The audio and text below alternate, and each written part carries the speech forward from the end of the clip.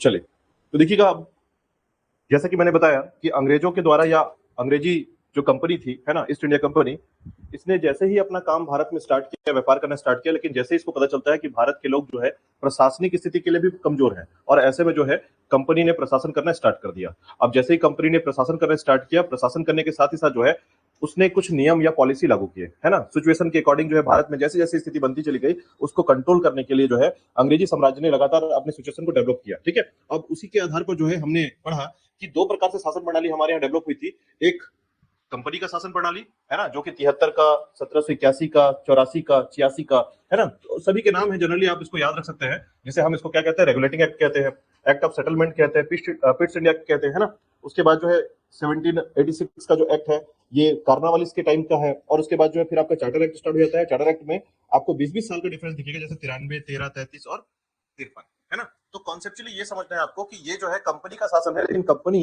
ये एक्ट नहीं बना रही है। ये कौन बना रहा है? ब्रिटेन की प्रीवी काउंसिल बना रही है ना। तो ब्रिटेन का जो प्रीवी काउंसिल है वो कंपनी को चलाने के लिए नए नए एक्ट भारत में भेज रही है, और वो लगातार कंपनी को कंट्रोल और साथ ही साथ जो है कंपनी के माध्यम से इंडिया को कंट्रोल करना चाहती है ना। तो इसलिए जो है उसने क्या लाया, कंपनी का शासन प्रणाली लाया। ठीक है, लेकिन उसके बाद क्या होता है कि 1853 के बाद जो है ना कंपनी जो ब्रिटिश जो पार्लियामेंट है या ब्रिटिश पार्लियामेंट को ये लगता है कि कंपनी ना कुछ ज्यादा ही ओवर कर रही है ना, इसको कहीं से किक आउट कर दो या भारत से निकाल दो और कंट्रोल अपने हाथ में ले लो। और उसको एक मौका मिल जाता है 1857 क्रांति के कारण, है ना। 1857 में जो क्रांति होती है, इतना भीषण जो क्रांति होता है, इसको देखते हुए कंपनी को जो है पूरी तरीके से बैन कर दिया जाता है, व्यापार पूरी तरीके से बंद कर दिया जाता है, साथ ही साथ प्रशासन भी उसका बंद कर दिया जाता है। ठीक है, मतलब एक फाइनलाइज जो कंपनी के साथ हुआ था वो था आपका 1858 का एक्ट लाकर कंपनी को पूरी तरीके से बंद कर दिया गया। कंपनी का कंट्रोल हटा करके भारत पर सीधे कंट्रोल हो गया, किसका? सम्राज्ञी का, या फिर वहां के रानी विक्टोरिया का। ठीक है, उसके बाद 1858 में जो है कहानी आ गई हमारे सामने। इसके बाद सम्राज्ञी का शासन स्टार्ट होता है, क्योंकि यहीं से हमारा स्टार्ट होता है सम्राज्ञी शासन या फिर ब्रिटेन का डायरेक्टली शासन। ठीक है, और सबसे पहले यहां पर क्या किया गया, सबसे पहले याद रखिएगा 1861 में जो है डिसेंट्रलाइज, विकेंद्रीकरण। ध्यान रखिएगा, यहां पर मौका मिलता है केंद्रीकरण का, है ना। कहां से स्टार्ट होता है ये? यहां से।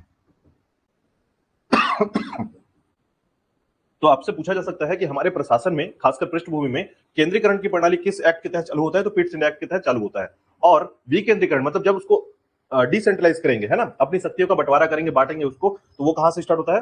1861 में। ठीक है, 1861 में। ध्यान रखिएगा, 1861 ही वो टाइम लाइन है जहां पर भारत को प्रांतों में बांटा गया था। छत्तीसगढ़ मध्य प्रांत का हिस्सा बनाते समय, याद रखिएगा, है ना। तो ये कहानी वही है अभी, है ना। अब इसके बाद देखिएगा, यहां से जो है ना हम लोग, ये छोटे छोटे एक्ट हैं जिसको आपको याद रखना है, जैसे कि 1873 का एक्ट या 76 का एक्ट। ये दोनों जो एक्ट आपके साथ लिखते हैं ना, ये एक एक घटना वाली एक्ट है। जैसे अगर आपसे पूछा जाता है कि जो रानी विक्टोरिया है ना,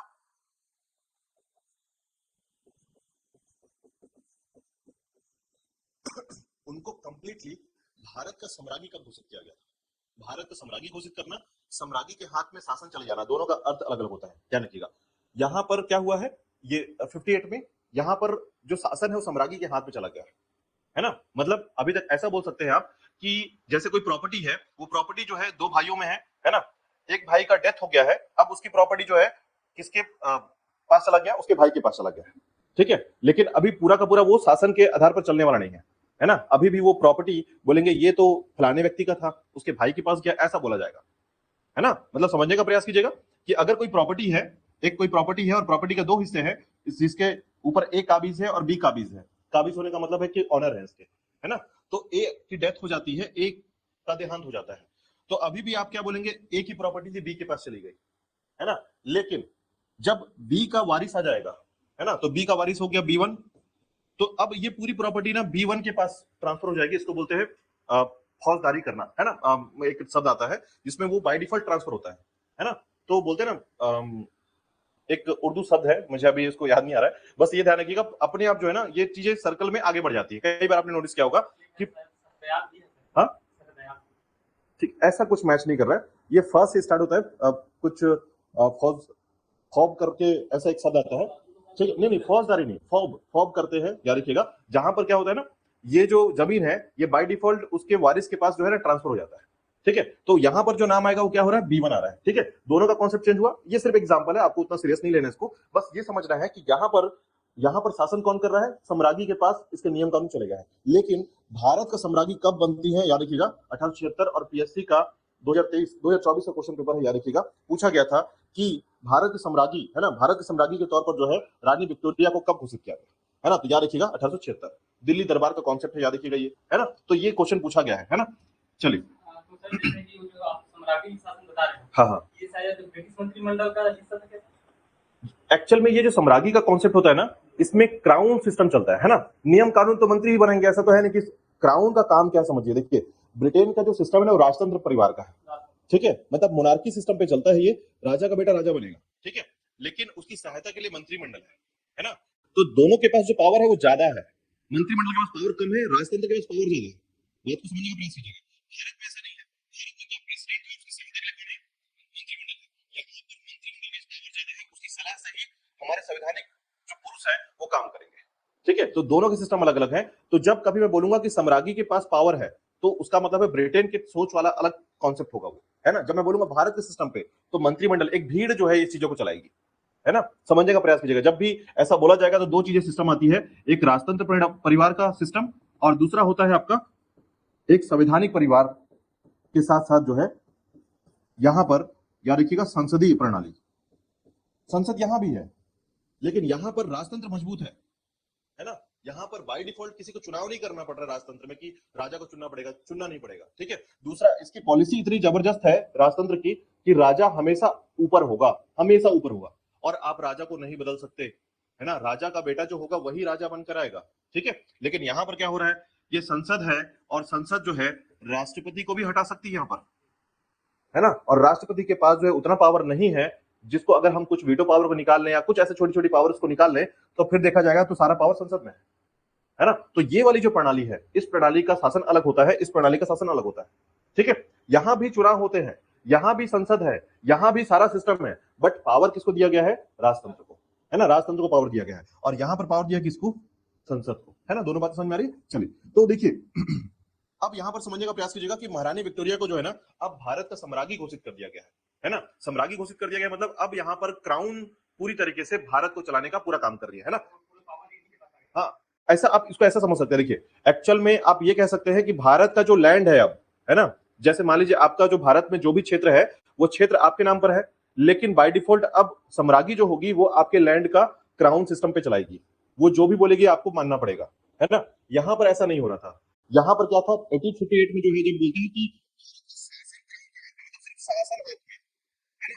आपका जो मुखिया होगा, भारत का मुखिया होगा, क्राउन नहीं होगा यहाँ पर, है ना? यहाँ पर पूरा मुखिया ही क्राउन बन के आ जाएगा। मतलब अब यहाँ पर जो है आप भारतीय ब्रिटिश नागरिक कहलाएंगे, है ना?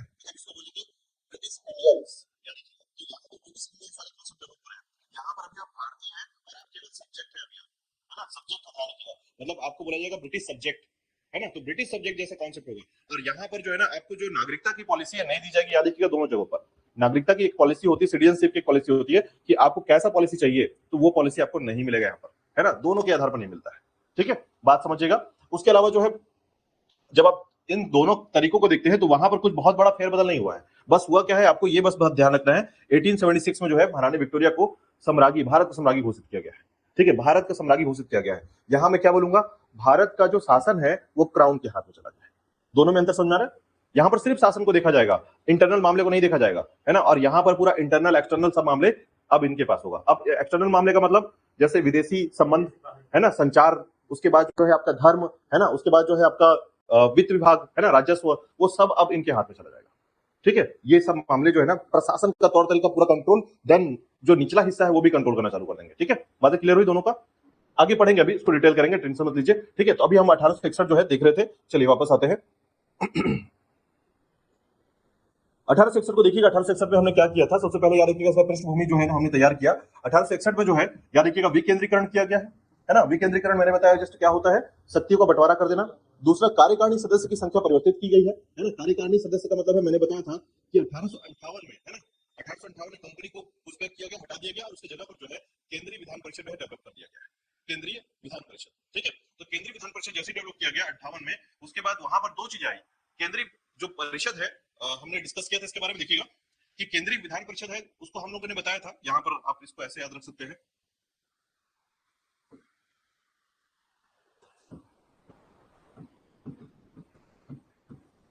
केंद्रीय विधान परिषद में दो समूह थे, एक था आपका गवर्नर जनरल का काउंसिल और दूसरा था विधान परिषद काउंसिल, है ना। ये दोनों को मिलाकर हम क्या बोलते हैं? केंद्रीय विधान परिषद। ध्यान रखिएगा, ये दोनों को मिलाएंगे तभी हम बोलेंगे, नहीं मिलाएंगे तो नहीं बोलेंगे, ठीक है। तो यहां पर हमेशा याद रखिएगा, विधान परिषद की संख्या में वृद्धि करने की बात की जाएगी, यहाँ पर भारतीयों को शामिल करने की बात की जाएगी कि भारतीयों को जगह दिया जाए, है ना। हालांकि जगह नहीं मिलता है, यहाँ पर से मिलेगा 1892 में, ठीक है। तो ये जो टाइमलाइन है याद रखिएगा, इस टाइमलाइन में केंद्रीय विधान परिषद का जो टाइम है उसके हिसाब से, अब ये मैं बात कर रहा हूँ 1858 की, ध्यान रखिएगा, है ना, 1858 की। तो 1858 में इसको डेवलप किया गया, कंपनी को बाहर भगा दिया गया, और कंपनी को भगाने के कारण जो है उसकी जगह पर एक रिप्लेसमेंट लाया गया, केंद्रीय विधान परिषद। और केंद्रीय विधान परिषद में जो है गवर्नर जनरल का काउंसिल जो होगा, है ना, यही आकर जो है, मैंने बताया था इसको कि ये जाकर आज के समय की जो हमारी सरकार है वो यहाँ पर काम करती है, यही वो सरकार है जो आज बनी हुई है, ठीक है। और ये जो है यही बनकर क्या बनी है? हमारी पार्लियामेंट, हमारी संसद। तो इसकी शुरुआत हुई थी, कभी पूछा जा सकता है कि भारत में जो सरकार आई है हमारी, है ना, जो कार्यकारी सदस्य है या कार्यकारी लोग है, एग्जीक्यूटिव पावर है, वो कहां से शुरू हुआ था? 1858 में, ठीक है, 58 में स्टार्ट किया गया। दूसरा यहां पर याद रखना, हमारा पार्लियामेंट जो है, राज्यसभा, है ना, लोकसभा, उसकी शुरुआत यहां से हुई थी, विधान परिषद से, ठीक है। इन दोनों को मिलाकर हम बोलते हैं सेंट्रल, है ना, लेजिस्लेटिव काउंसिल, याद रखिएगा, केंद्रीय विधान परिषद, ठीक है, जो कि 1858 में डेवलप हुआ था, है ना। जब तक 3-4 बार इस बातों को समझने का प्रयास नहीं करेंगे, ये चीजें निकल जाएगी आगे, है ना। इसके बाद देखिएगा, तो केंद्रीय विधान परिषद में जो है भारतीयों को जगह दिया गया, है ना, ध्यान रखिएगा, भारतीयों को जगह दिया गया, और उस भारतीय में जगह देने के लिए जो है बनारस के राजा को शामिल किया गया, उसमें पटियाला के राजा को शामिल किया गया, और एक व्यक्ति थे, याद रखिएगा, सर दिनकर राव। इन 3 व्यक्ति या 3 भारतीयों को जो है केंद्रीय विधान परिषद में जगह दिया गया, याद रखिएगा।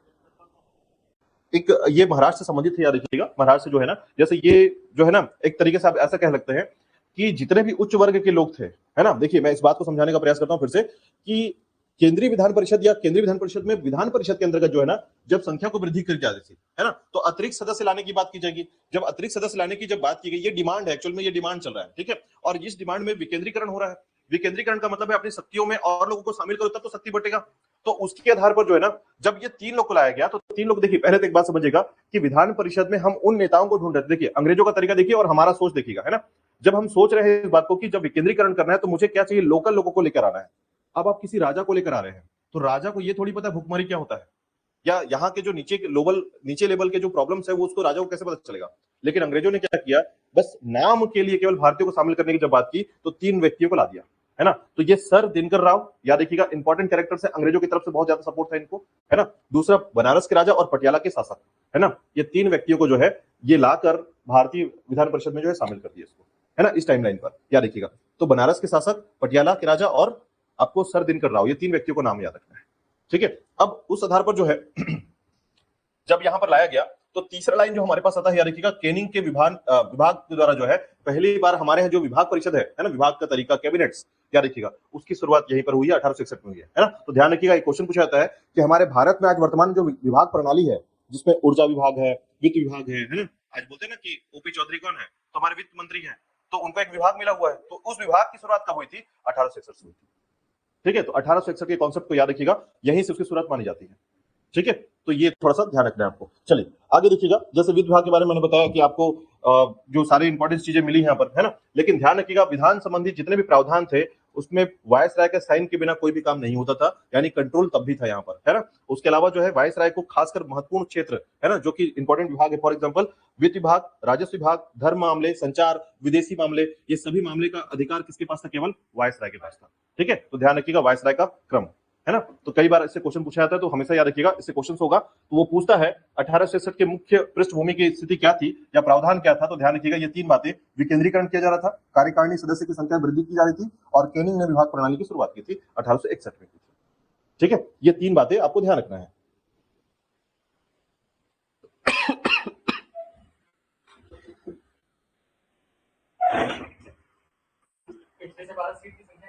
हाँ, ये सीट की संख्या है पहले विधान परिषद में। देखिए थोड़ा सा शुरू वाले जाना पड़ेगा आपको। सबसे पहले विधान परिषद जब डेवलप किया गया ना, तो 6 सीटों की संख्या थी यहाँ पर, ठीक है। उसके बाद जो है इसको बढ़ा करके अधिकतम सीट की संख्या कर दी गई 12, ठीक है। तो ये पहले सीट जब आप पढ़ेंगे 58 में, मैंने बताया 1858 में, उस समय जब लाया गया तो 6 सीट थी केवल इसमें, ठीक है। और फिर यहां तक आते आते जो है 12 सीट अधिकतम किया गया ना, बढ़ाया नहीं गया है। सीटों की संख्या बता दी गई है कि न्यूनतम 6 रहेगा, अधिकतम 12 रहेगा इसमें। हाँ, निर्धारित करना, ठीक है, सीटों की संख्या का निर्धारण करना। और इसमें आधे से अधिक क्या होनी चाहिए? गैर सरकारी सदस्य होने चाहिए। जब भी गैर सरकारी सदस्य बोलूंगा मतलब भारतीय को एंट्री की जगह मिल गई यहाँ पर, है ना। सरकार मतलब ब्रिटेन, तो ब्रिटेन के अपोजिट कोई होगा तो भारतीय होंगे, तभी जाकर जो है भारत के 3 लोग को शामिल किया गया इसके अंदर। ठीक है, तो गैर सरकारी सदस्यों की संख्या आधे से अधिक होनी चाहिए, ऐसा बात कहा गया था इस समय में। ठीक है, तो ये ध्यान रखिएगा। तो ये कुछ पॉइंट्स हैं जिसको आपको याद रखना है कि किस तरीके से जो है 1861 के एक्ट के तहत जो है ये चीजें हुई हैं। ध्यान रखिएगा, विकेंद्रीकरण आपका ये कीवर्ड है 1861 को याद रखने का। ठीक है, चलिए हाँ कर लीजिए।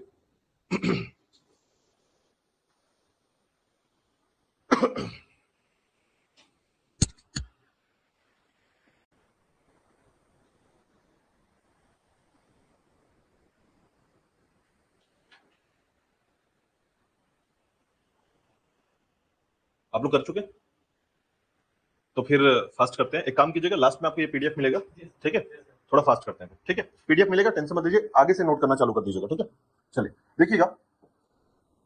इसके बाद जो है हम स्टार्ट करते हैं 1892 का एक्ट।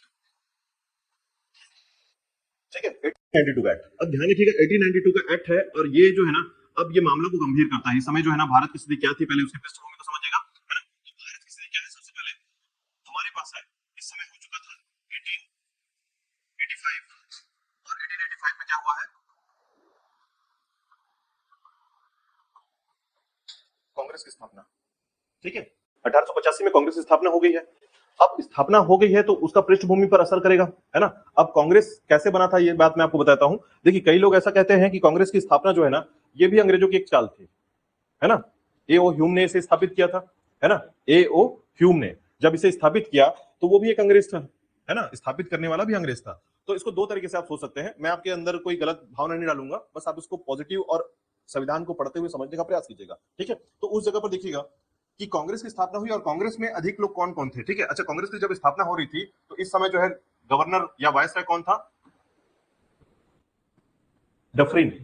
ठीक है, हाँ, तो याद रखिएगा डफरिन जो है इस समय क्या था, वायसराय हुआ करता था। ठीक है, तो डफरिन का प्रेशर कुकर वाला सिस्टम मैंने पहले भी डिस्कस किया है ना। तो ध्यान रखिएगा, इसने देखा कि भारत में जो है ना 1857 की क्रांति हो चुकी है, इस तरह की घटना जो कि अगर दोबारा कभी होती है तो अंग्रेज सर्वाइव नहीं कर पाएंगे यहाँ पर, है ना। अंग्रेजों को ये बात पता थी कि 1857 की क्रांति जिस प्रकार से हुई है अगर वैसे ही दोबारा होता है, अगर किसी केस से भी होता है, क्योंकि लगातार क्या है भारत उबल रहा है अब धीरे धीरे, है ना। टाइम टू टाइम जो है भारत उबल रहा है और भारत ने इस बात को देखा कि 58 में जैसे ही सम्राज्ञी के हाथ में प्रशासन गया तो वो फिर से शांत हुआ था कि कुछ तो बदलाव होगा। लेकिन धीरे धीरे ये देखा गया कि भारत में जो है ना बदलाव की जगह पर कुछ ऐसे बदलाव या ऐसे नियम लाए जा रहे हैं और इतने स्लो। जैसे एग्जाम्पल तो मैं आपको एग्जाम्पल समझाता हूँ। रमन सरकार ने ना 3 बार शासन किया यहाँ पर, है ना। मतलब रमन सरकार का जो टाइमलाइन रहा 15 साल शासन किया।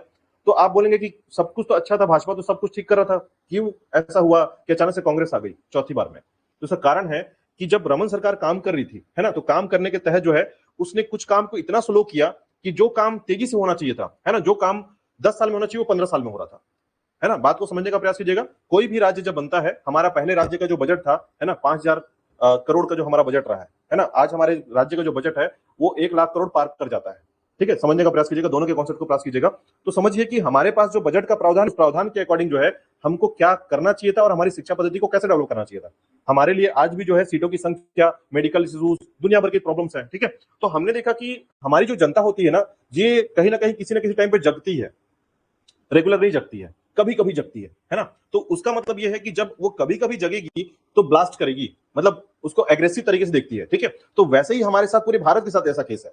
तो उस स्थिति में जो है ना रमन का जो रहना, रमन सरकार का रहना था, ये कठिन हो गया था। और कठिन इस प्रकार से हुआ कि कांग्रेस को पूरी तरीके से बहुमत से जिता दी उसने, है ना। उसका कारण केवल था कि 15 साल तक जो काम हो जाना चाहिए था, अब लास्ट लास्ट में आपको पता होगा कि रमन ने अपनी गलतियों को छिपाने या फिर कंट्रोल करने के लिए मोबाइल और टैबलेट बांटे थे, याद होगा आपको। और सोचिए बांटते बांटते ना आधा जो मोबाइल और टैबलेट थे ना वो इकट्ठा रह गया, बटाया ही नहीं पूरा।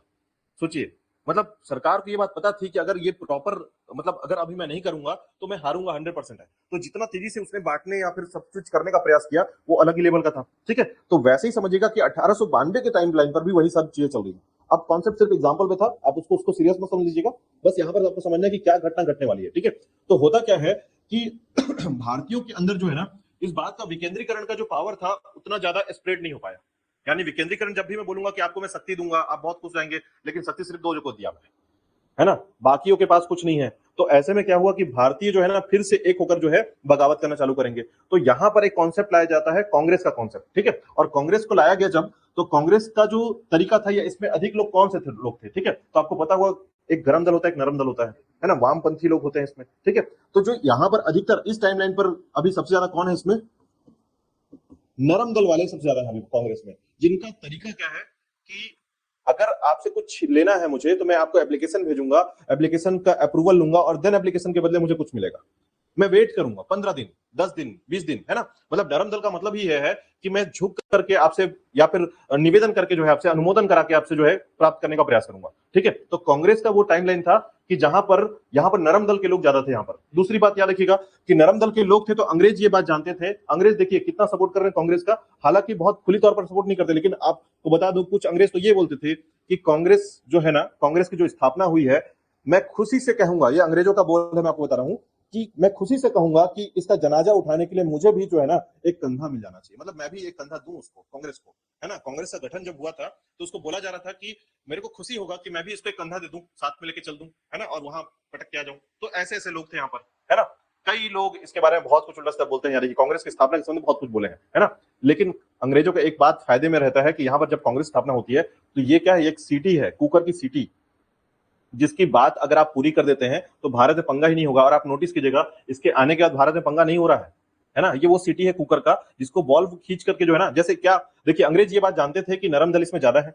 अब नरम दल है तो ये लोग ना चाय बिस्किट में बुलाइए और बात करिए और इनकी कुछ बातों को मान करके मामला खत्म कर दीजिए, है ना। तो अंग्रेजों ने ये बहुत अच्छा से किया कि कांग्रेस की छोटी छोटी मामलों को बात मान करके जो है भारत को ठंडा करने का पूरा काम कर दिया, है ना। और इसी को कहा जाता है जो है वॉल्व का सिद्धांत, है ना। तो ये कांग्रेस जो है हमारे लिए वॉल्व का सिद्धांत था, हमारे डफरिन ने ये सिद्धांत लाया था, है ना। ध्यान रखिएगा, डफरिन के द्वारा बताया गया कांग्रेस का वॉल्व का सिद्धांत, और ये कांग्रेस जो है हमारे लिए वॉल्व का सिद्धांत के तौर पर काम किया, ठीक है। कारण क्या था कि आपको बुलाया जाएगा खाने पर। सोचिए कभी कभी आपने नोटिस किया होगा कि समाज जब गुस्सा होता है ना तो बोलते हैं आज पार्टी आ जाना, तो सब समाज नॉर्मल हो जाता है ना।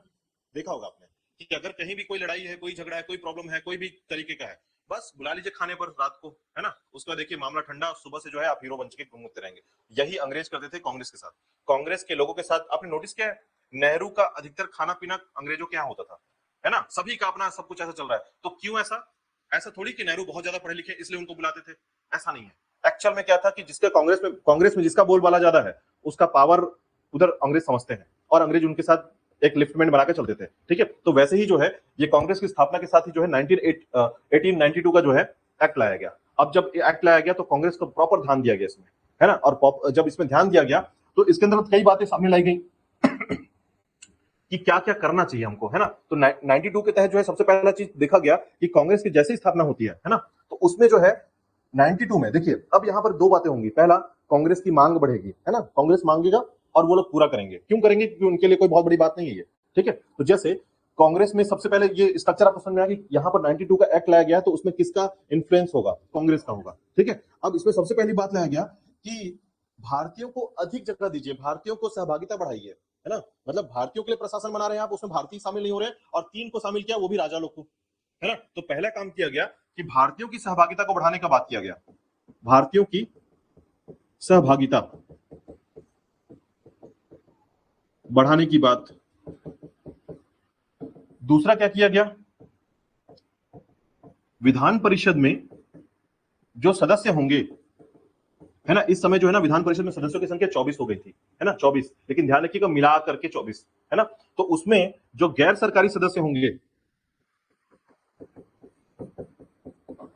इनकी संख्या 2/5 होनी चाहिए, है ना। इसका मतलब है कि कम से कम 10 होनी चाहिए, ये रखा था मांग इन्होंने, ठीक है। तो फैक्ट्स हैं, ध्यान रखते जाइएगा, कुछ कुछ बातें इंपॉर्टेंट है उनको लिखते चलिएगा, ठीक है, क्योंकि हम थोड़ा कम रुकेंगे, फास्ट चलेंगे, क्योंकि मैं आपको जब बोलता रहता हूं तो बहुत सारी चीजें हमारे पास आ जाती हैं कंटेंट में, ठीक है। चले, इसके अलावा देखिएगा और क्या किया गया। तो पहले तो ध्यान रखिएगा सहभागिता बढ़ाने की बात की गई, दूसरा जो है विधान परिषद में सदस्यों की संख्या बढ़ाने की बात की गई, ठीक है। और सदस्यों की संख्या में कितना डिफरेंस रखा गया कि 2/5 सदस्य जो है ना गैर सरकारी होने चाहिए। ध्यान रखिएगा, इसका मतलब 24 में से 10 सदस्य किसके होने चाहिए, गैर सरकारी होने चाहिए, ठीक है। वहां पर क्या मांग रखी गई थी, 6 से 12, ठीक है। तो 6 से 12 का मतलब है कि 6 तो पहले से ही थे, 6 और बढ़ाने की बात की गई। बोले कि 6 में नहीं चलेगा, एक काम करो 2/5 कम से कम रखो इसको, है ना। यहां पर अगर आप नोटिस करेंगे तो आधे से अधिक की बात की जाएगी कि आधे से अधिक, तो आधे से अधिक मतलब 6 ही होंगे, 6 और 6 से आधे 7 होंगे।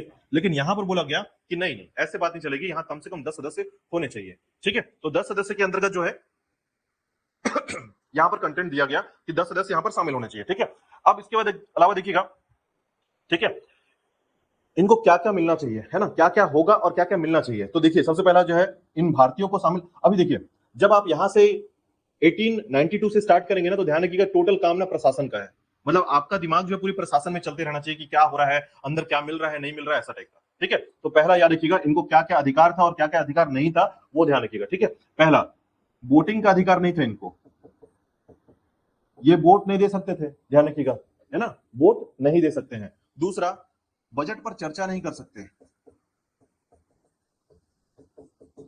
यानी बजट पास होगा, भारत के जो बजट आएगा उसमें आप चर्चा नहीं करेंगे। जो भी गैर सरकारी सदस्य हैं इनको अधिकार नहीं है बजट पर बात करने की। ठीक है, दूसरा, हाथ खड़ा करने का अधिकार नहीं है। तीसरा, किसी प्रकार का प्रश्न पूछने का अधिकार नहीं है, याद रखिएगा।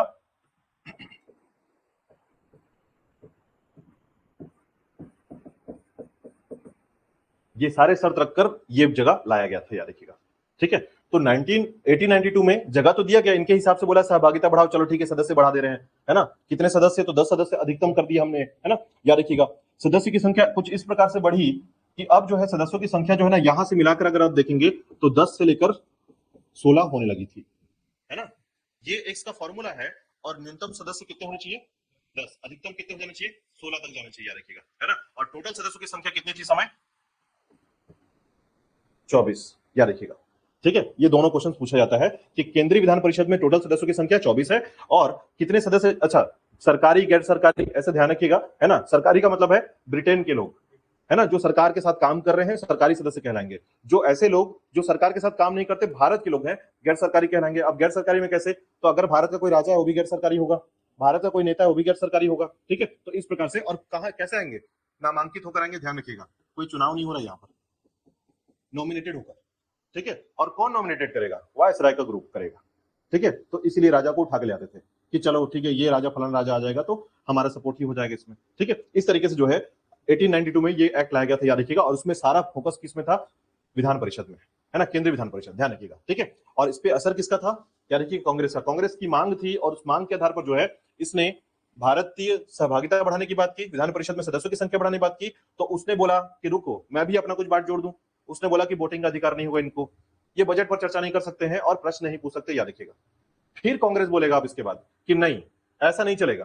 ठीक है, कुछ तो चाहिए इसमें भी, है ना। तो याद रखिएगा, फिर जब बदलकर ये 1909 के एक्ट में लाएंगे, है ना, पार्लियामेंट सुधार, याद रखिएगा, इसीलिए इसको सुधार कहा जाता है, क्योंकि इस समय जो गलतियां अंग्रेज कर रहे हैं उसके बगावत में फिर कांग्रेस उतर जाएगी, है ना। और इसका घटना देखिएगा क्या क्या होता है। यहां तक बातें समझ में आ गई आप लोगों को, क्लियर है। चलिए अब देखिए इसके बाद क्या होता है,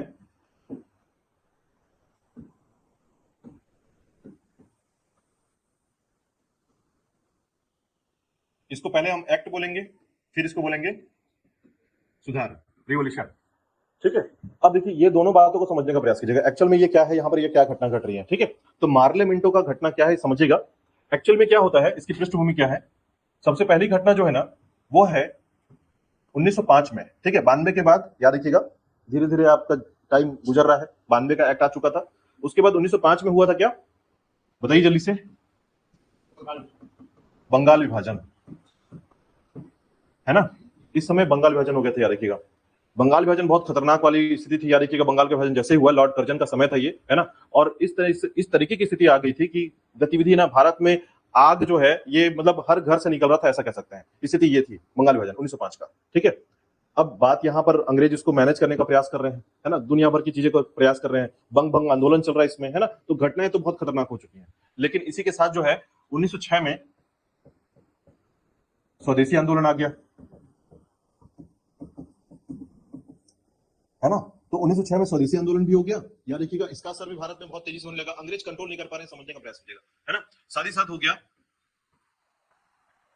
मुस्लिम लीग का गठन कर दिया इसमें, है ना, किसके नेतृत्व में,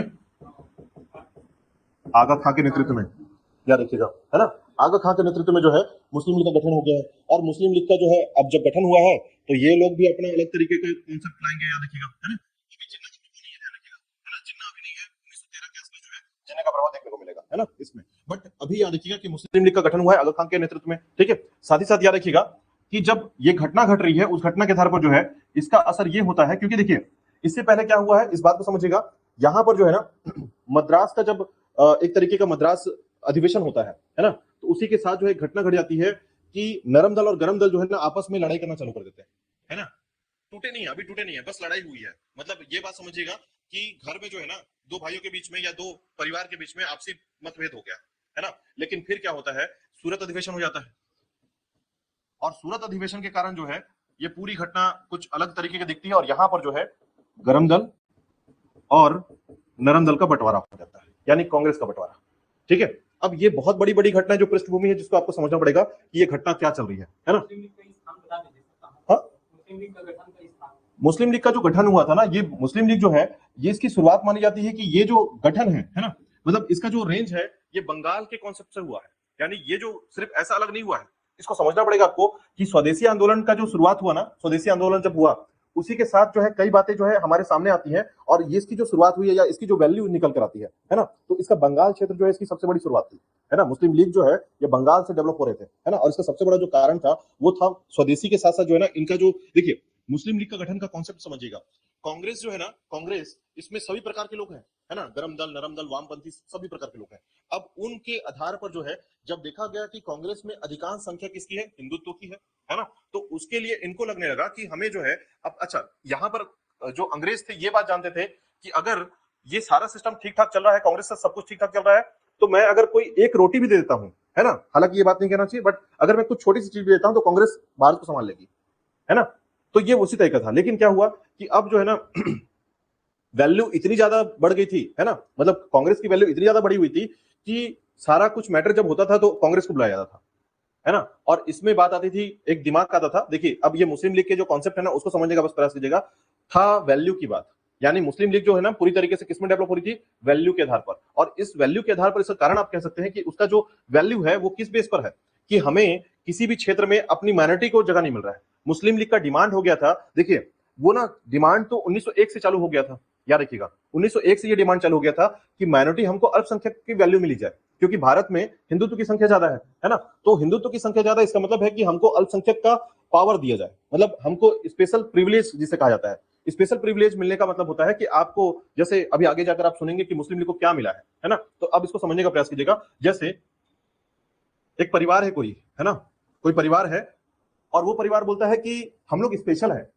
एक परिवार है पूरे समाज में और वो क्या बोलता है, हम स्पेशल हैं और हमको जो है ना सरकार कुछ स्पेशल प्रकार से, या तो हमको सड़क दे दे स्पेशल, सिर्फ हम ही चले उस सड़क में, है ना, या फिर हमारा जो पूरा सिस्टम वो हमारा ही हो, केवल दूसरे का ना हो, है ना। क्यों? क्योंकि हम लोग स्पेशल हैं। वो खुद बोलता है बस हम लोग स्पेशल है, क्यों, हमारी जनसंख्या कम है ऐसा मान के, है ना, हमारा कल्चर थोड़ा अलग है। लेकिन आपको बता दूं कि हिंदू और मुसलमान 1905 से पहले, है ना, दोनों सेम कल्चर से चलते थे, कोई दिक्कत होती नहीं थी। आप नोटिस कीजिएगा, भारतीय जो मुसलमान है ना, उनकी जो शादी होती है वो भारतीय मैरिज के कॉन्सेप्ट से होती है। हल्दी वाले वही सारे नियम, है ना, सारा कुछ वही नियम है, थोड़ा बहुत कल्चर्स डेफिनेशन अलग अलग है थोड़ा सा, लेकिन अधिकांश चीजें देखेंगे आप तो मेहंदी वैसी ही लगती है जो भारत में लगता है, भारत की ही मेहंदी कॉन्सेप्ट है वहां पर, है ना, सारा कुछ वैसे ही है।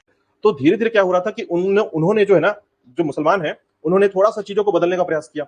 धीरे धीरे क्या हुआ कि अल्पसंख्यक की कैटेगरी में जाने के लिए अंग्रेजों से डिमांड चालू कर दिया उन्होंने, ठीक है। और उसके लिए लगा उनको कि मुझे क्या बनाना चाहिए, एक यूथ बनाना चाहिए, एक ग्रुप बनाना चाहिए, और यहां से डेवलप हुआ आपका मुस्लिम लीग, है ना। तो अल्पसंख्यक की मांग से जो है आपका ये मुस्लिम लीग का डेवलप हुआ है, ठीक। अब इसके आधार पर याद रखिएगा, जैसे ये परिवार है और परिवार को अगर मान लीजिए मैं बोल दूं कि हाँ आपको जो है ना स्पेशल तरीके से मैं एक सड़क देता हूं, सिर्फ आप ही चलेंगे इसमें, मतलब सरकार ने मान लिया कि अल्पसंख्यक है, उन्होंने मनवा दिया, है ना। तो ये यहां पर गलती होती है, याद रखिएगा, जो कि अंग्रेज कर जाते हैं, यहां पर इनको स्पेशल प्रिविलेज दे देते हैं और वहां से दिया वो प्रिविलेज आज तक मिल रहा है इनको, है ना। जबकि जनसंख्या के आधार पर या चीजों के आधार पर आप देखेंगे कल्चर्स सेम था। त्योहार में आप साथ में जाते आते थे, कोई दिक्कत थी नहीं उस समय, है ना। मतलब शुरुआती समय में जो है ना इस्लाम और हिंदू दोनों के जो कल्चर्स थे वो सेम ही चलते थे, त्योहार साथ में होते थे, थोड़े बहुत डिफरेंशियल था इसमें, लेकिन आप उसको बिल्कुल अलग नहीं बोल सकते आपके। इसलिए यही कारण है कि एक हिंदू के घर के बगल में मुसलमान, एक मुसलमान के घर बगल में हिंदू रह सकते थे, कोई दिक्कत नहीं थी, है ना। ये कोई भी अलगाव नहीं था इस तरीके का। लेकिन अंग्रेजों ने इसको समझ लिया था कि अगर हमको इनको अगर कमजोर करना है तो सबसे पहले क्या कर दो, इनको अल्पसंख्यक वाले कैटेगरी के तरीके से उत्साह दिया जाए, यानी कि आपको समझ में आया कि हमको स्पेशल प्रिविलेज, जो दो दोस्त थे उनमें एक को आपने क्या कर दिया, स्पेशल प्रिविलेज दे दिया, दूसरा दोस्त जो है चिढ़ने लगेगा। ये आपने वो मूवी देखी होगी, है ना, थ्री इडियट्स, कि एक दोस्त जो है ज्यादा नंबर ले आता है तो क्या होता है ना। तो वही सेम चीज था यहाँ पर कि इसके प्रिविलेज देने का कॉन्सेप्ट जो है ना, जैसे प्रिविलेज दिया आपने उसके बाद सारी घटनाएं खत्म होने लगी, है ना। तो ये इसकी शुरुआती टाइमलाइन याद रखिएगा, जहां पर ये 3 घटनाएं बहुत लाइन टू लाइन क्रमिक रूप से घटित होती है। पहला याद रखिएगा, अच्छा 1892 का कॉन्सेप्ट याद रखिएगा। 1892 में जो हमारे पास पावर है वो क्या है, कांग्रेस। कीवर्ड क्या है, कांग्रेस, याद रखिएगा, ठीक है। यहां पर क्या कीवर्ड रहेगा वो भी आपको बताऊंगा मैं। फिलहाल याद रखिएगा 1905 में बंगाल विभाजन हुआ, ठीक है। इसका असर भारत में बहुत व्यापक रूप से हो रहा है ना। बंग भंग आंदोलन चालू हुआ है। दूसरा 1906 में जो है स्वदेशी आंदोलन हो रहा है ना। स्वदेशी आंदोलन का मतलब है स्वदेशी वस्तु को अपनाओ, है ना। तीसरा मुस्लिम लीग के गठन कर दिए गए आगा खां के नेतृत्व में। और चौथा आपका सूरत अधिवेशन में जो है नरम दल और गरम दल बढ़ गया है, ठीक है। अब देखिए क्या होगा तो अब इनका रेशियो को समझते हुए जो है आपको यह समझना होगा कि 1909 के आने से पहले, है ना, ये घटना घट रही है। तो अंग्रेजों को यह बात पता चल गई थी कि हमारे पास अब क्या है भारत को कंट्रोल करने के लिए। तो भारत को कंट्रोल करने के लिए इसके पास 3 चम्मच थे। पहला नरम दल का चम्मच, दूसरा गरम दल को कैसे खुश रखा जाए, और तीसरा मुस्लिम लीग, ठीक है। इन घटनाओं के बीच में मुस्लिम लीग क्या करती है, आगा खां का एक जो ग्रुप है वो क्या करता है, गवर्नर जनरल के पास चला जाता है ना। गवर्नर जनरल के पास यानी वायसराय के पास चला गया। अब चला गया तो वो क्या करता है, वो मांग रखता है कि हमें क्या स्टेटस चाहिए, अल्पसंख्यक का स्टेटस चाहिए, है ना, माइनॉरिटी का स्टेटस चाहिए पहला, ये बोला। दूसरा बोला कि हमें एक काम करो, हमें एक अलग निर्वाचन क्षेत्र चाहिए या निर्वाचक समूह चाहिए, या फिर आप ये कह सकते हैं इसके लिए हमको अलग से वैल्यू चाहिए इसका, है ना। ये एक अलग कहानी आई इसमें। इधर आप आएंगे नरम दल के पास, नरम दल को क्या चाहिए, क्योंकि ये नरम दल है और नरम हो जाएगी, अभी अंग्रेज इसको और नरम से दे देंगे, है ना। तो इसको बोलेंगे कि आप एक काम करो, आपको जो है ना चुनाव सिस्टम दे देंगे।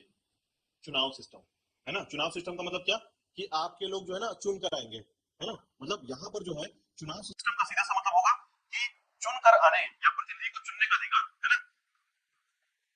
प्रतिनिधि को चुनने का अधिकार। जब आप इसको चुन लेंगे तो अंग्रेज को तो नहीं चुनेंगे ना। जब ये चुनने का अधिकार मिलेगा तो आप तो अंग्रेज को नहीं चुनेंगे, है ना। तो ध्यान रखिएगा, ये चुनने का जो अधिकार है ना वो 92 में भी दिया गया था, है ना। लेकिन वहां पर क्या दिया गया, नॉमिनेट कर दिया गया, है ना। मतलब वहां पर बोले तो जरूर कि चुनाव होगा या आपको चुनकर आपकी सहभागिता बढ़ाई जाएगी, लेकिन कैसे, नॉमिनेट करके आप भेजिए किसी को और हमारे वाइसराय चुन लेंगे उनमें से, है ना। और ऐसे में जो है चुनकर कौन कौन आ गया, तो बड़े बड़े लोग आ गए वहां पर, है ना। तो वैल्यू वैसे ही कोई मतलब का नहीं था वहां पर। लेकिन यहां पर बोला गया कि चुनाव होगा, है ना। और यहां पर यह नहीं बोला गया कि प्रत्यक्ष चुनाव होगा या अप्रत्यक्ष होगा, है ना। यहां पर फिर से बदल जाएगा अंग्रेज, और अंग्रेज जब बोलता है कि चुनाव होगा तो नरम दल और नरम हो गया। मतलब बोला कि जो हम चाहते, देखा अंग्रेज बुरे नहीं है ना, बस आप लोग उनको समझ नहीं पाते हैं, है ना। तो यहां पर जो है चुनाव के लिए उन्होंने बोल दिया कि चलो ठीक है, तुमको चुनाव चाहिए था, हम चुनाव दिला रहे हैं, प्रशासन तुम खुद करोगे, है ना। बस कुछ चीजें जो तुमको समझ में नहीं आती वो हम चलाएंगे, है ना। और यहां पर वही चीज कर दिया गया, ये काम हो गया। अब गरम दल तो और गुस्सा, है ना। गरम दल की स्थिति और कठिन हो गई, क्योंकि नरम दल के साथ तो नरम दल ने ये बात हल्ला करना चालू कर दिया कि अंग्रेज अच्छे, अंग्रेज अच्छे, उनसे बस बात तो कीजिए आप, है ना। उनके चाय पर तो जाइए। गरम दल नहीं जाती थी, याद रखिए। गरम दल जो है ना किसी तरीके से मॉडरेट होना नहीं चाहती थी, या बदलाव नहीं चाहती थी अपने आप में, ठीक है। तो इसको अकेले छोड़ दिया गया, और वैसे भी ये कमजोर हो गया क्योंकि इसका साथ कांग्रेस टूट गया है ना। स्थिति ये बन गई थी, याद रखिएगा। अब इसी बात को देखते हुए जो ये घटना घटी है ना, यहां तक समझ में आ गया आप लोग को। अब यहां तक जो घटना घटी है उस घटना को सुधारने के लिए याद रखिएगा, ये घटनाएं जो हुई है ना, 92 का जो एक्ट आया है, इससे जो बगावत निकल कर आई थी, उसके बाद धीरे धीरे जो बगावत होती जा रही थी, इसको बदलने के लिए अंग्रेजों ने लाया सुधार का नियम, है ना। और इस सुधार के बीच में क्या हुआ, 1906 में आपको एक बात और बता दूं मैं, यहाँ पर एक चीज और हुआ था यहाँ पर, है ना। जब ये प्लान हो रहा था 1909 की बात, लेकिन 1906 में एक घटना और घटी थी, याद रखिएगा। और ये घटना थी 1906 में जो है ना, ब्रिटेन के पीएम या ब्रिटेन की जो सरकार थी वो गिर गई थी, है ना। यहां पर कैंपवेल की उदारवादी सरकार आ गई, लिबरेट पार्टी आ गई थी, याद रखिएगा, है ना। तो यहां पर कैंपवेल की सरकार आई। अब जब कैंपवेल की सरकार आई तो सरकार ने उदारवादी नियम लाया। उदारवादी नियम समझते हैं, जो आपको चाहिए, हाँ, लिबरेशन करना, ठीक है। तो जो आप मांगेंगे मैं आपको दूंगा, बस थोड़ा सा उसमें काटछाट कर दूंगा, है ना। नरम दल को इसीलिए वो चुनाव मिला है, याद रखिएगा। तो इसने बोला कि हम एक काम करेंगे, आपको उत्तरदायी शासन प्रणाली लाएंगे आपके लिए, है ना। और स्वायत्त संस्थाओं को डेवलप करने का प्रयास करेंगे। स्वायत्त संस्था, याद रखिएगा, स्वायत्त संस्था हम उसे बोलते हैं जिसमें आप स्थानीय जो लोग हैं अपने क्षेत्र में खुद शासन करेंगे, है ना। तो इस प्रकार से ये बातें डेवलप कर ली। और याद रखिएगा यहाँ पर कैंपवेल की सरकार आई और ये थी आपकी उदारवादी सरकार। इसको भी कीवर्ड के तौर पर याद रखिए 1906 में ऐसा घटना घटा था, है ना। सरकार की गिर जाना और नई सरकार के आ जाना, तो नई सरकार जब भी आती है याद रखिएगा पॉलिसी डेवलप हो जाती है, प्रमुख रूप से हो जाती है ना। तो यहां पर पॉलिसी चेंज हो गई 1906 में और इसके कारण सुधार लाया गया कि भारत में जो पॉलिसी आएगी उसमें सुधार, जो पुराना चीज था उसको बदलेंगे हम लोग, है ना। तो इसीलिए इसको कहा गया। और इसने जो है ना, कैम्पबेल ने क्या किया, भारत सचिव को चेंज कर दिया, भारत सचिव बना दिया किसको, मार्ले को। वायसराय किसको बना दिया, मिंटो को। अब ये सुधार बन गया मार्ले मिंटो सुधार, याद रखिएगा। भारत सचिव मार्ले और वायसराय कौन है, मिंटो है ना। तो ये दो लोगों के नाम पर जो है ना इन लोगों ने सुधार लाया और उसी के नाम पर रख दिया गया मार्ले मिंटो सुधार, ठीक है, 1909 में, याद रखिएगा। ठीक है, यहां तक बातें समझ में आ गई। ये घटना कुछ कुछ फैक्ट्स हैं, ध्यान रखिएगा कब कब घटा था, ये घटना क्यों हो रही थी, इसके बारे में है। ठीक है, अब 1909 के कारण ये घटना घटी और घटना में जो है अंग्रेजों ने ये दिया, है ना, ये बात रखी कि हम ये करके दे देंगे तो नरम दल नरम हो गया, गरम दल और गरम हो गया, और उसके बाद मुस्लिम लीग को मिल गया, याद रखिएगा, अलग निर्वाचन क्षेत्र में हामी भर दिया उसने, मुस्लिम लीग भी खुश हो गई। ठीक है, अब जब ये खुश हो गई तो गरम दल और गुस्सा हुआ। कारण क्या था कि एक तो बंटवारा के नाम पर बंटवारा हो रहा है, मतलब भारत में जो है फूट करो और मतलब शासन करो, है ना, फूट डालो और शासन करो, ये नीति जो है ना 1909 के बाद ही डेवलप हुई है ना। तो ध्यान रखिएगा ये जो चीज लाया गया है, फूट डालो और शासन करो, इसको डेवलप यहीं से किया गया, याद रखिएगा। 1905 के बाद से पहला शुरुआत हुआ इसका, है ना। 1905 में बंगाल को विभाजित किया, उसका कॉन्सेप्ट यही था, फुट, है ना। और दूसरा जो है धीरे धीरे जो है इसको 1909 तक ये लाकर जो है पूरा प्रयास कर दिया गया कि किसी तरीके से हम लोग इसको डेवलप कर ले, है ना। और इस तरीके से यहाँ पर डेवलप हुआ। अब देखिए उस सुधार में 1909 के सुधार में क्या क्या लाया गया है ना। चले आगे।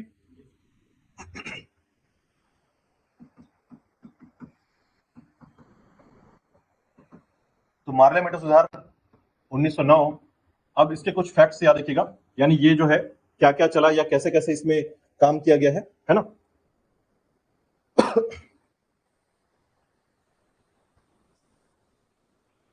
तो हमारे पास 1909 की घटना है, सूरत अधिवेशन आपने याद रख लिया है ना। ये सारी घटनाएं घटी हैं, याद रखिएगा।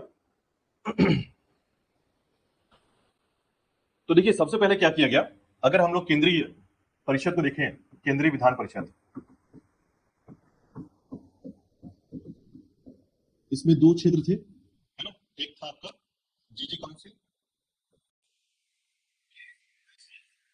मार्ले जो है ना ये भारत सचिव है जो कि ब्रिटेन में है, बताया था, भारत सचिव का पद डेवलप किया गया है ना। और मिंटो है वायसराय, है ना। तो जीजी का जो पद है याद रखिएगा, गवर्नर जनरल ऑफ इंडिया, है ना, इसको हम लोग जीजीआई कर लेते हैं अब, है ना। इसका काउंसिल है और इसके काउंसिल में किसी की एंट्री नहीं है, याद रखिएगा, है ना। इसके काउंसिल में एंट्री नहीं मिलती थी, बहुत रेयर, मैंने बताया था कि इसकी काउंसिल में तो आपको मिलेगा ही नहीं 1909 के पहले, है ना। तो यहां पर जगह नहीं मिलेगा भारतीय को, लेकिन यहां पर जगह तो मिल रही थी विधान परिषद में, और यहां पर जो है लगभग 6 से 12, है ना, 6 से 12 लोगों को जो है जगह दे रहा था, है ना। 10 लोग को तो दे ही दिया, 2/5 स्थिति में, याद रखिएगा, है ना। टोटल मिलाकर जो हो रहे थे आपके 24 सदस्य हो रहे थे केंद्रीय विधान परिषद में, याद रखिएगा, है ना। तो यहां पर क्या हुआ, पहली बार इस एक्ट के तहत, है ना, 1909 के तहत पहली बार बोला गया कि एक काम करते हैं, जीजी के काउंसिल में जो है ना एक व्यक्ति भारतीय डाल देते हैं, है ना। तो ध्यान रखिएगा सत्येंद्र प्रसाद सिन्हा या सत्येंद्र नाथ सिन्हा के नाम से जाने जाने वाला व्यक्ति, याद रखिएगा, पहली बार जीजीआई के काउंसिल में एक व्यक्ति आता है भारत का, भारतीय। ठीक है, तो ये ध्यान रखिएगा, जीजी काउंसिल में पहला भारतीय पूछा जाता है, पहला भारतीय नाम है सत्येंद्र नाथ सिन्हा,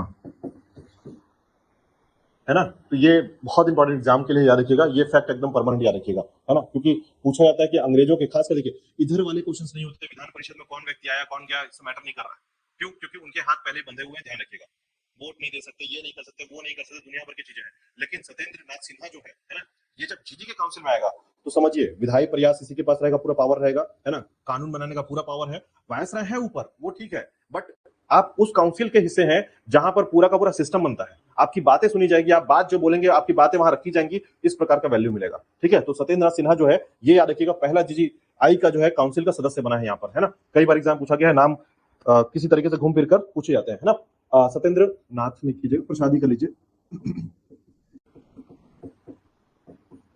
सत्येंद्र प्रसाद सिन्हा, ठीक है, ये नाम याद रखिएगा।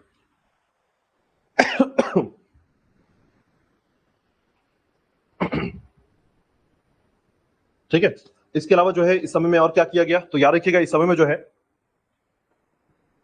ये पहला कॉन्सेप्ट आपको याद रखिए। दूसरा जो है मद्रास, बंगाल और बॉम्बे में विधायी कार्य के लिए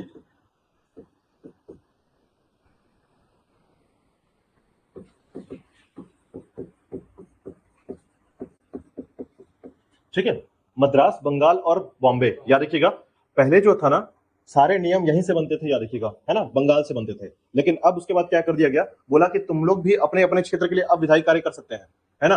हाँ, कुछ मुख्य विधायी कार्य वो बंगाल से ही बनेंगे, लेकिन अधिकांश जो कि छोटे विधायी कार्य का मतलब कानून बनाना, है ना, तो कानून बनाना जो है वो मद्रास, बंगाल और बॉम्बे के क्षेत्र में अलग अलग तरीके से होगा और इसके लिए विधायी काउंसिल बनाया गया है ना। पर्टिकुलर अपने अपने फेज के लिए जो है ये विधायी काउंसिल यहाँ पर डेवलप हो जाएगा, ताकि अब क्योंकि होता क्या था, बंगाल में मान लीजिए करण जैसे लोग आ गए तो बांट देंगे सब कुछ, अलग कर देंगे सब कुछ। उसको सुधार करने के लिए जो है सबको अपना अपना थोड़ा थोड़ा पावर दे दिया गया, ताकि अब पूरी चीजें जो है ना बिगड़े मत, अंग्रेजों को बिल्कुल विरोधी तरीके से ना देखा जाए, है ना। तो 1909 में इसका सुधार कर दिया गया, याद रखिएगा। तो ये सुधार कानून जो है इस टाइमलाइन पर मद्रास, बंगाल और बॉम्बे के लिए लाया गया था, है ना। समझ पा रहे हैं इसको, विधायी कार्य के लिए काउंसिल की अनुमति मिल गई है इसको विधायी कार्यों के लिए, है ना। तो 3 प्रेसिडेंसी थी हमारे पास इस समय, तीनों पे काम किया गया, याद रखिएगा। अब देखिएगा विधायिका की संरचना कैसी बनी है ना। इस समय संरचना कैसी थी विधायिका, मतलब 1909 में जब विधायिका आया वो वाला विधायिका की बात कर रहा हूं, केंद्रीय विधान परिषद की बात कर रहा हूं, ठीक है। मैंने बताया है कि 1861 के बाद ना आपको ये बात ध्यान रखना पड़ेगा कि हम लोग टोटल सरकार की तरफ ही चलेंगे।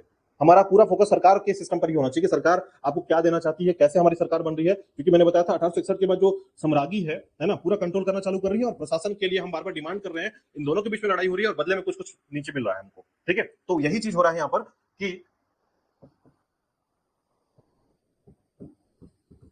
विधान परिषद, है ना, इसे बोलेंगे हम लोग केंद्रीय विधान परिषद। टोटल संख्या इनकी होती थी 69 हो चुकी है, ठीक है। टोटल संख्या जो है इस समय 69 हो चुकी है। अब बोला गया कि हमको कैसे कैसे लोग मिलेंगे इसमें, मतलब टोटल, हालांकि देखिए नंबर याद करने की जरूरत नहीं है, कभी भी क्वेश्चन ना इसके नंबर से नहीं पूछा गया है, बस आपको ध्यान रखना है कि कैसे हो रहा है ये, है ना। नंबर का कॉन्सेप्ट ये है कि ये नंबर आएंगे भी और जाएंगे भी, है ना। आज जो है हमारे पास सीटों की संख्या आप देखते हैं, है ना, 543 के आसपास सीट है लोकसभा में, है ना। तो 543 जो सीट है उसमें 3 अभी भी खाली है ना, 3 सीट खाली रहते हैं हमारे। और उस आधार पर जो उतनी सीट का संख्या कैसे डेवलप हुआ था उससे आपको ये पता चलेगा। बस याद करने वाली बात नहीं है, सीट का नंबर याद करने का प्रयास करेंगे, 69 याद कर लीजिए, बट इसका यूज कभी भी नहीं हुआ है, आज तक एग्जाम में कभी नहीं पूछा गया है, ठीक है। मतलब अभी तक के 15-20 साल में पीएससी ने व्यापक कहीं नहीं इसको नहीं पूछा है, ठीक है। बस लेकिन आपको समझने के लिए ये समझ सकते हैं आप। देखिए केंद्रीय विधान परिषद में जो है ना 9 सदस्य जो होंगे, याद रखिएगा, ये परमानेंट होंगे। 9 सदस्य परमानेंट का मतलब है कि 9 सदस्य जो है वो काउंसिल वाले हैं, जीजीआई वाले हैं, ठीक है। अब 60 को बंटवारा करेंगे। 60 को कैसे, तो चूंकि मैंने बताया था कि केंद्रीय विधान परिषद में जो है क्या होगा, 2 प्रकार की सिनेरियो आती है, एक जीजीआई का काउंसिल आता है, दूसरा आता है आपका विधान परिषद आता है, ठीक है। तो उसमें आते हैं, याद रखिएगा, एक ये दिया जा रहा है ना 1909 में, मैंने बताया था कि कैसे आपको निर्वाचन मिलेगा, चुनाव, ये चुनाव वाला कॉन्सेप्ट है कि आपको कैसे मिलेगा ये, ठीक है। तो निर्वाचित सदस्यों की संख्या कर दी गई कितनी, 27, कि आपके इस ग्रुप में 27 लोग चुन कर आएंगे, ऐसे आएंगे, ठीक है। तो 27 लोग चुन कर आएंगे, याद रखिएगा। और उसके बाद आएंगे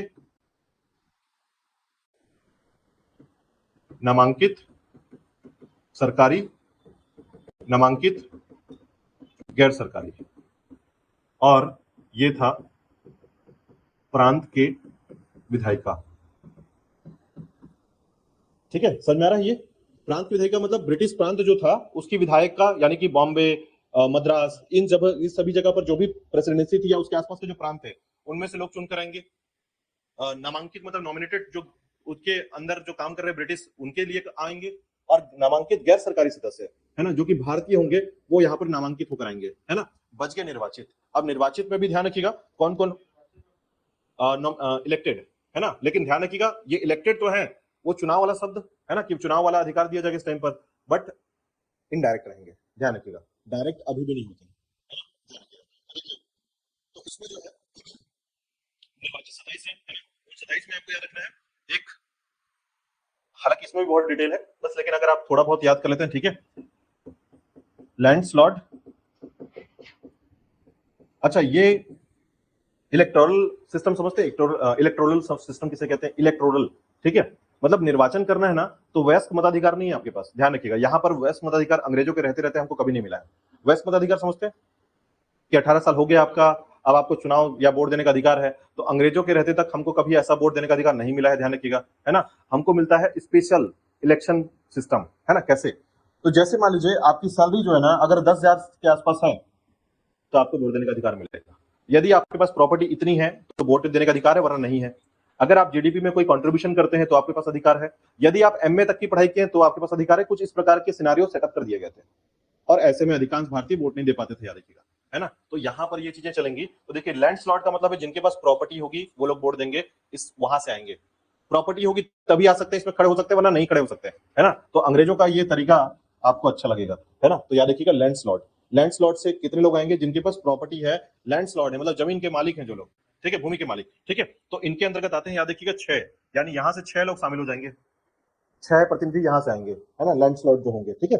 उसी प्रकार जो है आप, चूंकि मैंने बताया था कि मुस्लिम लोग को अलग कर दिया गया है, उनको भी दे देंगे, बोलेंगे मुस्लिम लोग को भी दिया जाएगा, तो 6 लोग मुस्लिम से चुन कर आएंगे आप, ठीक है। उसी प्रकार जो है 2 आएंगे ब्रिटिश लोग, 2 लोग ब्रिटिश लोग, याद रखिएगा। और उसके बाद याद रखिएगा जितने बच गए, है ना, जितने बच गए भारत के क्षेत्र में, ये भी सिंगल फेस पर चुन कर आएंगे, है ना। चुनकर कैसे? अप्रत्यक्ष रूप से, याद रखिएगा अप्रत्यक्ष रूप, है ना। अप्रत्यक्ष रूप क्यों बोलते हैं? क्योंकि जनता सीधी तौर पर वोट नहीं दे सकती है, वोट नहीं दे सकती है, ठीक है। वही लोग वोट दे सकते हैं जिनको वो सिस्टम दिया गया, जैसा कि मैंने बताया कि आपको जो है ना। अच्छा, अभी इसका सीमा भी बताऊंगा मैं आपको। देखिए अगर एक हिंदू खड़ा है और एक मुस्लिम खड़ा है ना, तो याद रखिएगा मुस्लिम 10th पास होगा तो चल जाएगा, हिंदू को एमए पास होना जरूरी है।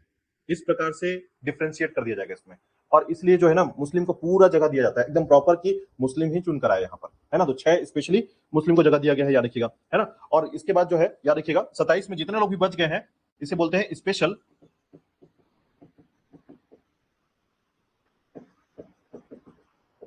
इलेक्टोरल, स्पेशल इलेक्टोरल, ठीक है। तो 13 लोग जितने बचेंगे याद रखिएगा वो सब यहां से आते हैं, है ना। तो टोटल इस तरीके से बनेगा, याद रखिएगा 6, 12 और 14, ठीक है, 14 और 13, 27। तो याद रखिएगा इस तरीके से जो है इनके पास संख्या होती है ना। बाकी संख्या की बात करें, अगर हम लोग बाकी संख्या को देखें तो याद रखिएगा नामांकित जो है, नामांकित सरकारी ये 28 लोग हैं लगभग यहाँ पर, है ना। नंबर फिर याद मत कीजिएगा, मैं बोल रहा हूँ कि नंबर याद करने की आवश्यकता केंद्रीय विधान परिषद में संख्या टोटल 69 है ना। उसके बाद जो है निर्वाचित करने का जो अधिकार या निर्वाचित से क्षेत्र से 27 है बस, है ना। बाकी को याद करने की आवश्यकता नहीं पड़ेगी आपको, है ना। उसके अलावा जो है पदे जो रहेंगे वो 9 रहेंगे इसमें, है ना। और गैर सरकारी सदस्यों की संख्या जो रहती है नामांकित वाली वो 5 रहती है, 5। इस तरीके से जो है टोटल लोग आते हैं, याद रखिएगा, है ना। तो टोटल जो है यहां से बनकर आते हैं 13 लोग जो है पहले से अलग हुए हैं, याद रखिएगा, है ना। तो ये आपको याद रखना कि थोड़ा सा ये क्षेत्र था आपका जहां से उनको वोट देने का, इसलिए तो नरम दल बहुत खुश हो गई थी। अब हमारे लोग चुनकर आएंगे, भारत के लोग आएंगे, भारत के लोग आएंगे, ठीक है। तो नरम दल ने फिर पंगा लेना बंद कर दिया अंग्रेजों से, है ना। बंटवारा हो गया है, स्थिति ये बन गई है 1907 की स्थिति के साथ। अब ये जो है 1909 का एक्ट के तहत आपको दे दिया गया, ठीक है। चलिए चुनाव कैसा हुआ है ध्यान रखिएगा। चुनाव का तरीका क्या रहेगा? अप्रत्यक्ष चुनाव किया गया है ना। चुनने वाले व्यक्ति नहीं है डायरेक्ट, है ना। जनता डायरेक्ट नहीं चुन रही है। कौन चुन रहा है? जिनके पास पावर है वही चुन रहा है ना। मतलब जिसके पास प्रॉपर्टी है या पढ़ा लिखा है, पढ़ा लिखा में मतलब एमए के लेवल पर, और या फिर उसके पास सैलरी लेवल उसका ज्यादा होता हो, है ना। कुछ इस प्रकार से जगह को चुना दिया गया था ताकि वही लोग वोट दे सकते हैं। 18 साल वाला कॉन्सेप्ट नहीं था, हर कोई वोट नहीं दे सकता इसको, इसलिए इसको कहा गया अप्रत्यक्ष चुनाव। तो पहला देखिएगा इसी तरीके से मैंने बताया कि विकेंद्रीकरण के बाद जो है 1892 कांग्रेस, और इसमें सबसे बड़ा बात है याद रखिएगा अप्रत्यक्ष चुनाव शुरुआत किया गया है इसमें, ठीक है। चलिए अब देखिएगा इसके अलावा क्या दिया गया है। तो केंद्र और प्रांत के मध्य क्या रिश्ते हैं इस समय में, है ना। केंद्र व प्रांत की स्थिति। तो जब मैं बोलता हूं कि केंद्रीय विधान परिषद, इसका मतलब है केंद्र की बात हो रही है, ठीक है। और प्रांत की बात करूंगा तो जैसे मध्य प्रांत, हाँ स्टेट के लिए, है ना। तो उस समय तो स्टेट था नहीं, उस समय प्रांत चलता था, प्रोविंस चलता था, है ना। तो प्रोविंस की वैल्यू थी, याद रखिएगा। तो केंद्र और प्रांत की स्थिति उस समय क्या थी, 3 बातों से समझने का प्रयास कीजिएगा कि इस समय जो है संख्याओं के आधार पर, विधायी के आधार पर क्या क्या दिया गया था प्रांतों के आधार पर, है ना। तो जैसे कि हमने पढ़ा था कि द्वैध शासन प्रणाली को जो है ना कैसे काम किया जाएगा, ठीक है। तो पहले याद रखिएगा जैसे कि संख्या में वृद्धि हुई है, विधान परिषद में संख्या बढ़ा हुआ 69 हो गया, ठीक है। तो उनके कार्यों में बढ़ोतरी किया गया, कार्य में बढ़ोतरी, है ना, कार्य को बढ़ा दिया गया। अब कुछ सरलता दी गई। सरलता का मतलब जैसे मैंने बताया था कि पहले जो था आपके पास वोट का अधिकार नहीं था, है ना? तो अभी भी नहीं है यार, है ना? वोट का अधिकार नहीं दे रहे हैं वो लोग, वोट नहीं दे रहे हैं, लेकिन ये बोलते हैं, कांग्रेस ये बोलती है यहाँ पर कि वोट अधिकार नहीं दे रहे हो, कम से कम बात तो करने दो, है ना? तो प्रश्न पूछ सकते हैं अब, ठीक है ना? प्रश्न पूछने का अधिकार, लेकिन कितने बार? केवल एक बार। अगर मैं बोलूंगा कि जैसे कोई क्वेश्चन किया गया H2O क्या होता है, तो सामने से ब्रिटिश कोई होगा, वो बोलेगा कि पानी, है ना? तो आप बोलेंगे पानी किस किस काम आता है, तो बोलेंगे मुंह बंद रखो, है ना? सिर्फ एक बार पूछ सकते हैं आप कोई भी क्वेश्चन, कभी भी अनुपूरक क्वेश्चन नहीं पूछ सकते, याद रखिएगा। सप्लीमेंट्री नहीं ले सकते आप यहाँ पर, है ना? तो ये ध्यान रखिएगा कि इसका मतलब यह है कि प्रश्न पूछने का अधिकार एक बार, यानी कौन सा क्वेश्चन नहीं पूछ सकते आप? अनुपूरक प्रश्न नहीं पूछ सकते हैं, है ना? मतलब एक बार ही क्वेश्चन कर सकते हैं और उसके ऊपर दूसरा क्वेश्चन नहीं कर सकते, याद रखिएगा, ठीक है? दूसरा, बजट के मुद्दे पर लगभग 25% जो है ना, 25% अपनी जो वैल्यू है, जैसे बजट में कौन सा हिस्सा, खासकर जो सामाजिक हिस्सा है ना, जो सभी के लिए अच्छा माना जाता है, जैसे कुछ ऐसे मुद्दे होते हैं ना जो सामाजिक मुद्दे होते हैं, उन पर 25% तक वोट दे सकते हैं आप, लेकिन वायसराय चाहेगा तब, है ना? आपकी कंडीशन पे नहीं, मतलब इस जगह पर आपको कोई पावर ऐसा नहीं दिया जाएगा, ठीक है? तो बजट पर 25% बहस, लेकिन वोटिंग अधिकार नहीं।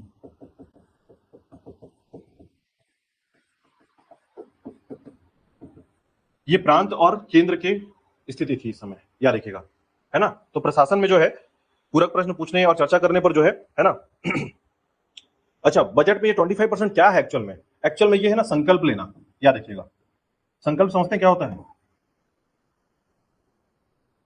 नहीं, ये शपथ जैसा नहीं है, ये कुछ ऐसा है कि जब आपको पूरे समाज को भरोसा दिलाना होता है, तो आप बोलते हैं ना कि मैं ये करके दूंगा, जैसे आप संकल्प पत्र भरते हैं, है ना? तो यहां पर जो है ना बजट के लिए कोई भी बात हो रही हो तो उसमें संकल्प पारित करा सकते हैं भारतीय, जो है केवल संकल्प ले सकते हैं, है ना? और वो भी संकल्प तब जब वायसराय चाहेंगे, है ना? तो वही 25% याद है एक्चुअल में। बजट पर कोई बात नहीं हो रही है, बजट पर आप कुछ नहीं कर रहे हैं, है ना? बस क्या कर रहे हैं, बजट के मुद्दे पर जो है 25% जो कि संकल्प वाला मात्रा है, उस पर आप काम कर सकते हैं। वो भी कब? नहीं नहीं, इस पे चर्चा नहीं, बजट पर कोई चर्चा नहीं, है ना? पैसा के लेने देने के या किसी भी स्थिति पर जो है कोई भी चर्चा नहीं होगी इसमें, है ना? वोट भी नहीं कर पाएंगे, वोट भी नहीं, संकल्प हाँ बोल सकते हैं आप, है ना? हाँ आप बोल सकते हैं। और प्रश्न पूछने का अधिकार केवल एक बार, याद रखिएगा। ये दिया गया था सुधार में, है ना? 1909 का सुधार है, याद रखिएगा, और इसके तहत ये सब किया गया है ना? जबकि इससे पहले वाले में आपको ये भी नहीं दिया गया था, है ना? तो ये कांग्रेस का थोड़ा सा दबाव बढ़ा और तब जाकर जो है आपको प्रश्न पूछने का अधिकार दिया गया, है ना? अनुपूरक प्रश्न नहीं पूछ सकते हैं, याद रखिएगा।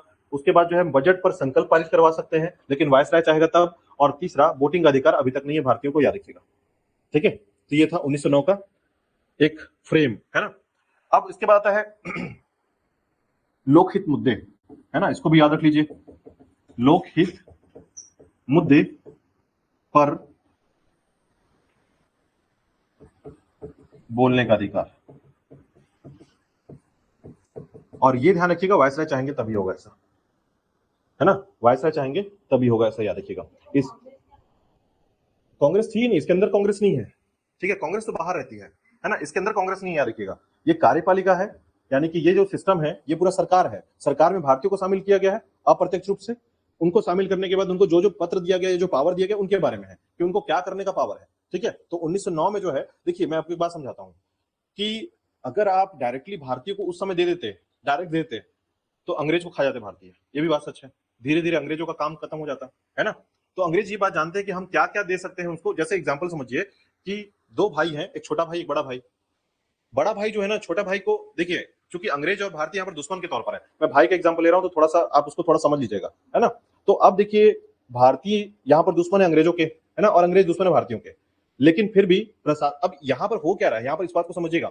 यहाँ पर वो हो रहा है जहां पर ब्रिटेन, है ना? ब्रिटेन का मित्र मुल्क कौन कौन है, ब्रिटेन का दोस्त कौन कौन है? तो याद रखिएगा, ब्रिटेन का दोस्त है आपका फ्रांस, अमेरिका, ठीक है?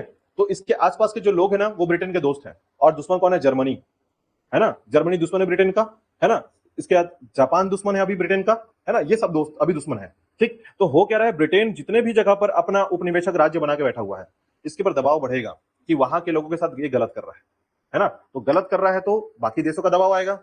तो कहीं ना कहीं इसको दिखावा भी करना होता था कि हम भारतीयों को शामिल कर रहे हैं, दूसरा अंग्रेज यहाँ कांग्रेस जो है यहाँ पर बीच में बैठा हुआ है, ये भी हल्ला करेगा, इसके पास भी पावर है, हो गया है अभी, है ना। तो पावरफुल अगर हम एक संगठन देखें तो कांग्रेस के अलावा कोई पावरफुल संगठन नहीं है ना। तो कांग्रेस को तोड़ रहे हैं तो कैसे करेंगे, तोड़ेंगे आप, पहले उसमें से मुस्लिम को निकाल लीजिए, मुस्लिम लीग को दे दिया जगह आपने, नरम दल गरम दल में तोड़ दिया आपने कांग्रेस, कांग्रेस हो गई अपंग, अभी वो सिर्फ ना नरम दल के हिसाब से चलेगी, है ना, कोई भी ज्यादा पावर नहीं है उसके पास। तो आप जो है अपने मन का कर सकते हैं अब यहाँ पर, मतलब अब बोलेंगे कि सरकार में हमारा व्यक्ति होगा। जैसे आप देखें किसी जिला पंचायत में किसी मुखिया का पावर होता है, वो परिवार को शामिल करके घुसा देता है और जिला पंचायत में नौकरी दिला देता है ना। तो वैसे ही समझिएगा कि अपने ही व्यक्ति को हर कोई रखना चाहता है। आप चाहे मुगल एम्पायर पढ़िए, मुगल एम्पायर में भी राजा जब बनता था तो अपनी पत्नी की फैमिली को पूरा का पूरा पद दे देता था, है ना, वजीर उसके ससुर जी होते थे, है ना, उसका साला उसका सेनापति होता था। तो कॉन्सेप्ट यही होता है कि हर कोई चाहता है कि मैं जब प्रशासक बनूं तो मेरे आसपास के लोग मेरे साथ धोखाधड़ी ना कर पाए, मेरे ही व्यक्ति रहे अधिकतर, या तो इतने अमीर व्यक्ति रहे जिससे मेरे को दिक्कत ना हो, कभी वो प्रशासन को छीनने का प्रयास ना करें। और वही स्थिति आपके पास यहाँ पर है, ठीक है। और इसलिए जो है हमको बहुत कम क्षेत्र जो है या बहुत कम कंट्रोल दिया जाता था, ताकि अगर हम अधिक कंट्रोल करना चालू कर दें तो भारतीयों में देखिए क्या होता है। जैसे एग्जाम्पल समझिए एक बात और, अमेरिका अमेरिका आज वर्तमान में जो अमेरिका है, वहां पर आप जाएंगे ना तो वहां पर आपको जनसंख्या के एवज में जब बंटवारा होगा कि कौन सा समुदाय से ज्यादा है ना, तो समुदायों की कैटेगरी में जाएंगे ना आप तो आपको पाकिस्तानी और इंडियंस ज्यादा मिलेंगे, ठीक है। हाँ, पाकिस्तानी का तो नंबर ही अलग है, ठीक है। तो अब समझिए कि वहां पर ऐसा क्यों है। तो वहां पर ऐसा है कि समुदाय जब डेवलप हो रहा होता है ना, अब उनकी जनसंख्या पर एक बात हुई कि पिछले 10 सालों में पाकिस्तानियों की जनसंख्या इतनी तेजी से कैसे वृद्धि हो गई, है ना। तो आप पता करेंगे कि एक एक फैमिली में जो है ना 3-3 शादी, 4-4 बच्चे सबके, 12 बच्चे एक घर से, है ना। तो ऐसे गिनने से उनकी संख्या बढ़ गई है ना, ठीक है। तो उस कॉन्सेप्ट को समझने का प्रयास कीजिए कि अचानक से ऐसा क्यों हो रहा है। तो देखिए सारे सारे समुदाय का ना एक पावर होता है। जैसे जैन समुदाय है ना, पारसी समुदाय है, ये सोचते हैं कि हम कैसे इकोनॉमिकल कंट्रीब्यूशन करें, कैसे डेवलप करें, है ना। तो कुछ समुदाय से सोचता है कि हम वृद्धि कर कर इस देश पर कैसे अधिकार करें, या मतलब हमारा पावर कैसे आएगा, ठीक है। तो वो पावर आने के लिए आपको चाहिए जनसंख्या वृद्धि, किसी के पास पैसे का पावर तो किसी के जनसंख्या का पावर, है ना। तो उस आधार पर जब आप कंपेयर करेंगे तो यहाँ पर इस जगह पर जो है अगर आपने भारतीयों को ज्यादा दे दिया तो भारतीयों की तरफ ये रेस दौड़ना चालू हो जाएगा। इसलिए अंग्रेज भारतीयों को ज्यादा रेस नहीं दे देते, है ना, जगह नहीं देते थे ज्यादा, और देते भी थे तो कंट्रोल अपने पास रखते थे। और इसी कारण से आपको दिखेगा कि यहाँ पर सारे मुद्दे जो है अंग्रेजों के कंट्रोल में है और भारतीयों के काम साथ चल रहा है कि भारतीय तो यहाँ पर हैं और इसलिए भारतीय बगावत नहीं कर पाते थे। अब यहाँ पर बगावत कम हो जाएगी, लड़ाई कम हो जाएगी, जब तक पूरी तरीके से ऐसे कोई केस ना आ जाए जहां पर अंग्रेज सीधी तौर पर कोई उलट फेर वाला केस ना कर दें, है ना। तब तक देखिएगा बहुत शांति से चीजें चलने लग जाती है यहाँ पर, है ना। यहाँ तो मामला क्लियर है, बताइए कोई क्वेश्चन है तो जल्दी से। क्लियर है यहाँ तक, ठीक है। वो ब्रिटेन के साथ है, ब्रिटेन के साथ है। रशिया जो है ना ये ब्रिटेन के साथ था, ठीक है, मतलब ब्रिटेन का दोस्त है इस समय में, ठीक है। एक्चुअल में जर्मनी, आपको याद होगा जर्मनी और रशिया के बीच में जो लड़ाई हुई है ना, तो ये बहुत, हाँ ये बहुत खतरनाक लड़ाई है ना। तो यूएसएसआर जो है ये ब्रिटेन के साथ है ना, इनके साथ कोई दिक्कत थी नहीं। जापान और रशिया की दुश्मनी है, वो लंबे समय से चली आ रही थी उस समय, ठीक है। तो यूएसएसआर जब टूटा उसके बाद बात बदल गई, थोड़ी सी चल अलग हो गई अब, ठीक है। जापान देता है, हाँ। तो जापान जर्मनी दोस्त हैं, जापान जर्मनी दोस्त हैं। यूएसएसआर जो है ना ब्रिटेन के साथ है, अभी वो उसके साथ है ना।